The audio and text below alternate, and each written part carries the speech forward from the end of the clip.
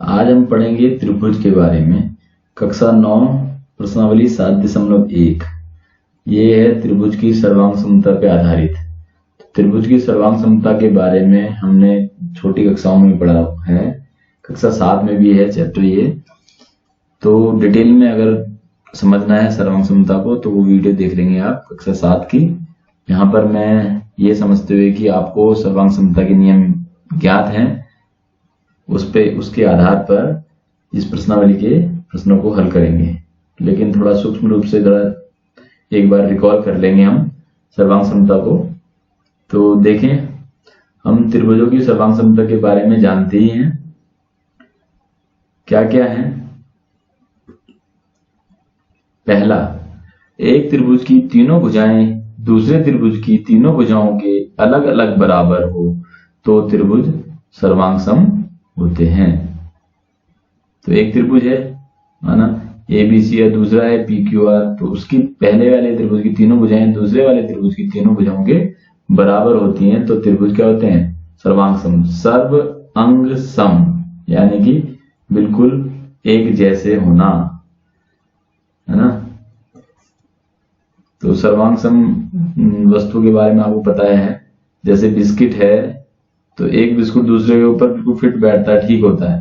तो इस तरह की आकृतियां जो है वो कहलाती हैं सर्वांग सम। तो त्रिभुज सर्वांग सम होने का मतलब है कि त्रिभुज की सारी भुजाएं बराबर हो जाएंगी, सारे कोण बराबर हो जाएंगे, है ना। तो ये पहला नियम कहलाता है SSS, साइड साइड साइड या भुजा भुजा भुजा। तो SSS से याद रखेंगे आप कि एक त्रिभुज की तीनों भुजाएं दूसरे त्रिभुज की तीनों भुजाओं के समान हैं, अलग अलग बराबर हैं, तो त्रिभुज सर्वांग सम है। दूसरा नियम है, एक त्रिभुज की दो भुजाएं और उन दो भुजाओं के बीच का एक कोण। त्रिभुज में 3 कोण होते हैं, लेकिन ये जो दो भुजाएं बराबर हैं दूसरे त्रिभुज की, उनके बीच में जो कोण बन रहा है वो दूसरे त्रिभुज के उन्हीं दो भुजाओं जो पहले वाले के बराबर हैं उस कोण के बराबर होना चाहिए, तो त्रिभुज सर्वांग सम होते हैं। तो ये नियम कहलाता है साइड एंगल साइड, यानी कि साइड और फिर बीच में एंगल, फिर साइड, यानी दो साइड के बीच में एक एंगल। तो ये याद रखना है, ऐसा ना हो कि कोई दो भुजाएं कोई और है और कोण कोई और है, ऐसा नहीं होगा। दोनों भुजाएं जो हैं संलग्न भुजाएं होनी चाहिए और उनके बीच का कोण होना चाहिए। तो देखें आगे, एक त्रिभुज के दो कोण और एक भुजा, दूसरे त्रिभुज के दो कोण और उनके बीच की भुजा, यानी दो कोण है त्रिभुज में, 3 कोण होते हैं, 2 कोण कोई से भी बराबर हो दूसरे के, और उन 2 कोणों के बीच में एक भुजा जो है वो दूसरे त्रिभुज की भुजा के बराबर हो, जो कोण बराबर हैं। तो ये याद करा रहा हूं, इनको समझना है। किसी को स्पष्ट नहीं है तो वो वीडियो देख लेंगे, तो ये रिकॉल कराया जा रहा है आपको। तो ये कहलाता है नियम ASA, एंगल, दो एंगल के बीच वाली साइड, यानी दो एंगल साइड एंगल। और तीसरा है समकोण त्रिभुज के लिए कि समकोण त्रिभुज में उसका कर्ण और एक भुजा दूसरे त्रिभुज के कर्ण और एक भुजा के बराबर हो जाए तब त्रिभुज सर्वांग सम होते हैं। तो इसको हम कहते हैं RHS से याद रखते हैं, राइट एंगल ट्राइंगल में हाइपोटेनस और साइड, RHS से। तो ये सर्वांग समता के नियम है 4। अब क्योंकि त्रिभुज में 3 भुजाएं और 3 कोण हैं, तो हमने देखो यहाँ पे देख रहे हैं आप लाल लाल, ये 3 ही लिए हैं। तो अगर ये 3 साइड लिए हैं तो दूसरे त्रिभुज की तीनों साइड के बराबर दिखा दिए हैं, तो फिर 3 कोण इसके पहले त्रिभुज में बच गए हैं और दूसरे में बचे हैं। तो इस आधार पर कि जब एक त्रिभुज की तीनों भुजाएं दूसरे त्रिभुज की तीनों भुजाओं के बराबर हो गई हैं, त्रिभुज सर्वांग सम हो गए हैं, तो उनके कोण भी बराबर हो जाएंगे। कौन से कोण बराबर होंगे? जो भुजा बराबर हैं उनके सामने वाले कोण भी बराबर होंगे। तो इसको कहते हैं सर्वांग सम त्रिभुजों के सर्वांग सम भाग। तो ये समझना है कि जब त्रिभुज की 3 भुजाएं 3 कोण सर्वांग सम हो जाते हैं तो उनके शेष भाग भी बराबर हो जाएंगे। तो वो शेष भाग इस नियम से इस आधार पे बोलेंगे हम कि सर्वांग त्रिभुजों के सर्वांग भाग बराबर होते हैं।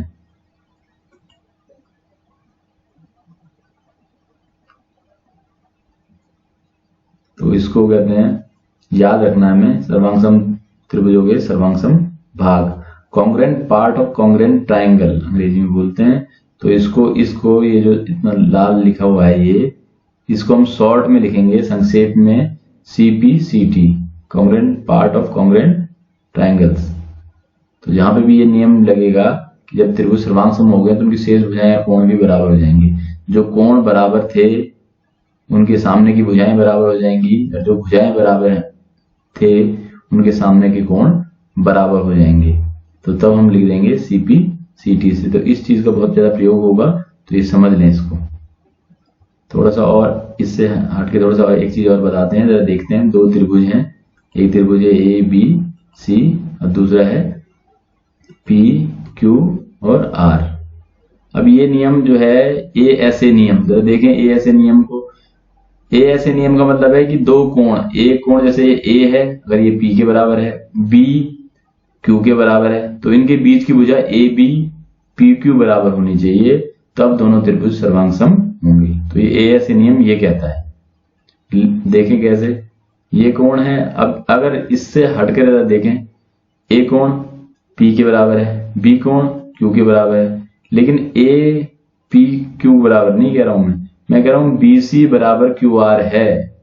तो क्या तब भी होंगे त्रिभुज सर्वांग? हाँ, तब भी होंगे।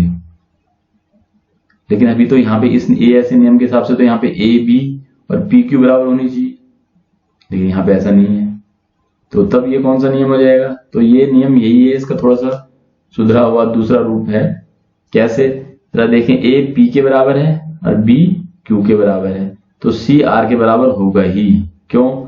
माना A 60 है तो P भी 60 हो गया। अच्छा, ये B 70 है तो Q भी 70 हो गया। तो ये 60 और 70, A और B 60 और 70 हो गए, तो कितना हुआ? 130। तो C कितना हो जाएगा? 50। इसी प्रकार P जो है A के बराबर था, तो ये 60 और Q B के बराबर ये 70, तो 60 70 130, तो R कितना हुआ? 50। तो इस प्रकार क्या हुआ? C जो है वो R के बराबर हो गया। B Q के बराबर पहले से था ही। तो अब देख रहे हैं हम B Q के बराबर हो रहा है, C R के बराबर हो रहा है, तो इनके बीच की भुजा हो गई है ना। तो तब ये नियम हो गया ASA नियम। तो हमको इतना डिटेल में नहीं जाकर के हम शॉर्ट में ही कह सकते हैं, इस नियम को बोल देते हैं हम AAS, कि दो कोण हैं और साइड कोई उनके बीच के ना होके अलग होकर के। तो ये नियम भी इसी का ही एक रूप है। तो ये नियम, लेकिन ये नियम SAS वाले में नहीं चलेगा। यहाँ पे नहीं होगा कहीं दोनों S अलग, ये साइड और एंगल ये बीच का ना होकर के ये अलग हो जाए, यहाँ नहीं होगा ये। तो ASA को हम AAS करके भी यूज कर सकते हैं, तो ये ध्यान रखना है। तो हमको हम कहते हैं 7.1 प्रश्नावली हल करनी है, तो वो इन दूसरे और तीसरे नियमों पे, यानी SAS और ASA नियम पे करनी है। तो देखें जरा पहला प्रश्न। तो पहला प्रश्न है, किताब आप देखेंगे अपनी, चतुर्भुज ABCD में AC बराबर AD है और AB जो कोण A को समद्विभाजित करता है। तो चित्र बना लेते हैं हम। ये कहते हैं एक AB मैंने ड्रॉ कर दिया पहले चतुर्भुज बनाने के लिए, और क्या हुआ कि एक AC और A, ये इसको BC भी मिला दिया। इसी प्रकार ये D और यहाँ BD बना दिया। तो इस प्रकार ये कहते हैं ABCD चतुर्भुज बन गया, जो आपकी किताब में दिया हुआ है। और यहाँ पर क्या दिया हुआ है? ये कोण CAB जो है इसके बराबर है। क्यों बराबर है? क्योंकि AB जो है उसको क्या कर रही है? समद्विभाजित कर रही है, दो बराबर भागों में बांट रही है। तो इस त्रिभुज की बात करूं मैं ऊपर वाले की, तो इसमें ये वाला कोण, और नीचे वाले की बात करूं तो इसमें ये कोण बराबर हो गए, है ना। और क्या दिया है इसने? AC जो है वो AD के बराबर दिया हुआ है।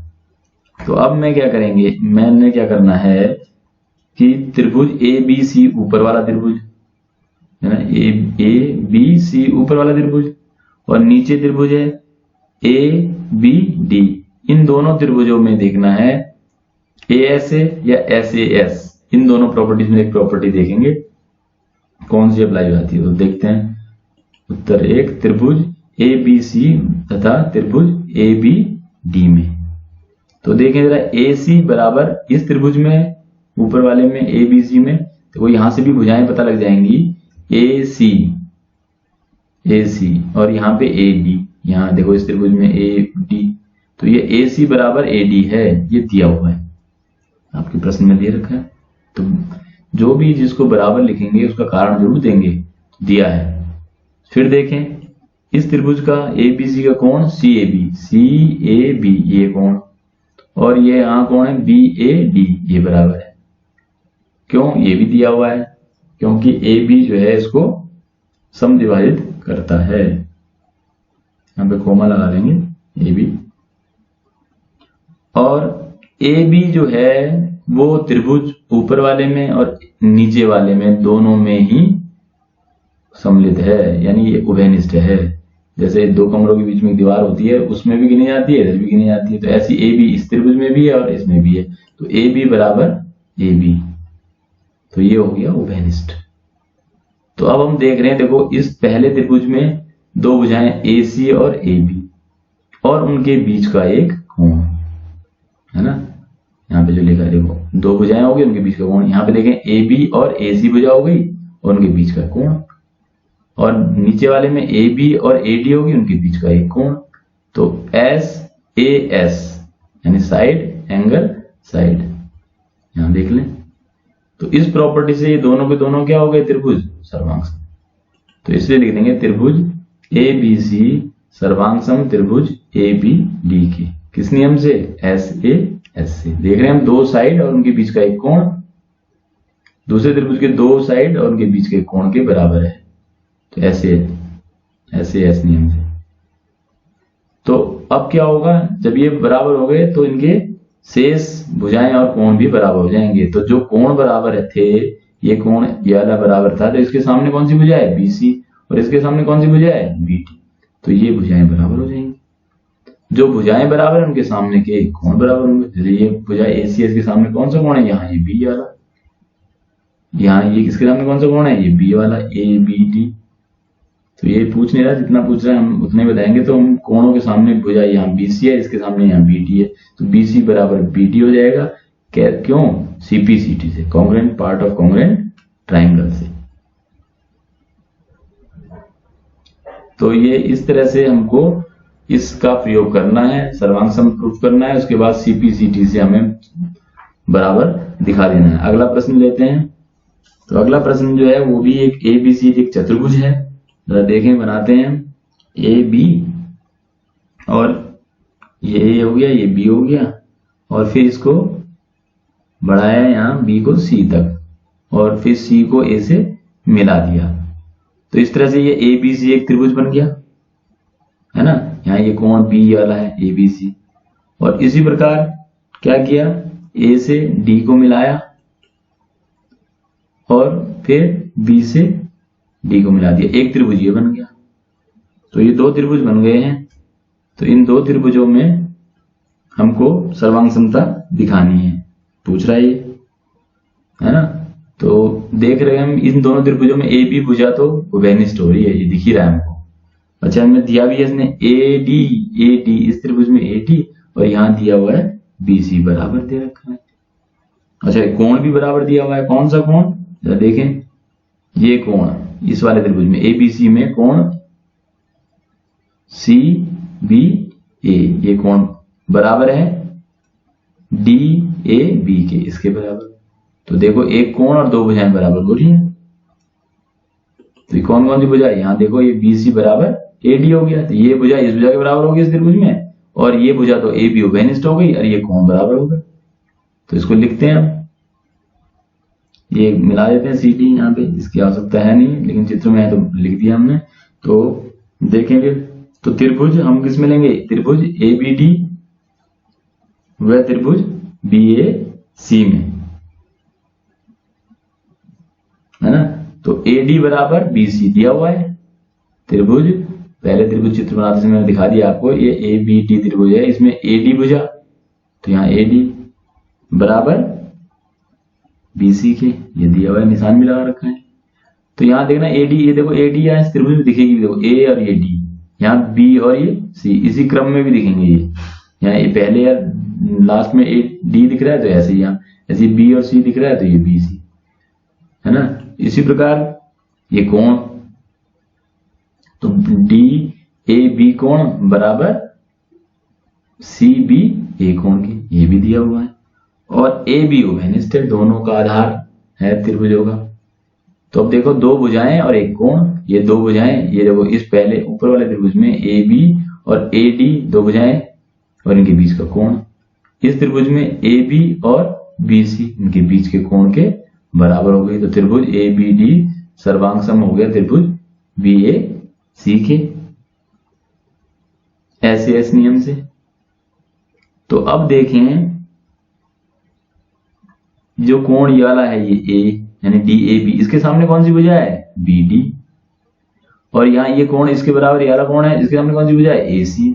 तो सी पी सी टी से बी डी बराबर क्या हो जाएगा, ए सी। तो यहां लिख देंगे दूसरा जो हमें प्रूफ करना है, बी डी बराबर ए सी हो जाएगा सी पी सी टी से। फिर देखें कोण A B D, A B ये वाला कोण, तो क्योंकि ए डी भुजा बी सी के बराबर थी तो ए डी के सामने कौन सा कोण है, ये वाला कोण, ये यानी कि ये कौन सा कोण है, ए बी डी, और यहाँ पे इसके सामने ये कौन सा कोण है, यहाँ पे बी ए सी, तो ये भी बराबर हो जाएंगे। जो कोण बराबर थे उनके सामने की भुजाएं बराबर होंगी, और जो भुजाएं बराबर थी उनके सामने के सम्मुख कोण बराबर होंगे। तो ये भी लिखेंगे हम ए बी डी बराबर बी ए सी। तो देख लेंगे जो कोण बराबर है उनके सामने की भुजाएं, और जो भुजाएं बराबर उनके सामने के कोण, तो सी पी सी टी से। तो ये आज के लिए इतना ही, अगली वीडियो में मिलते हैं, धन्यवाद।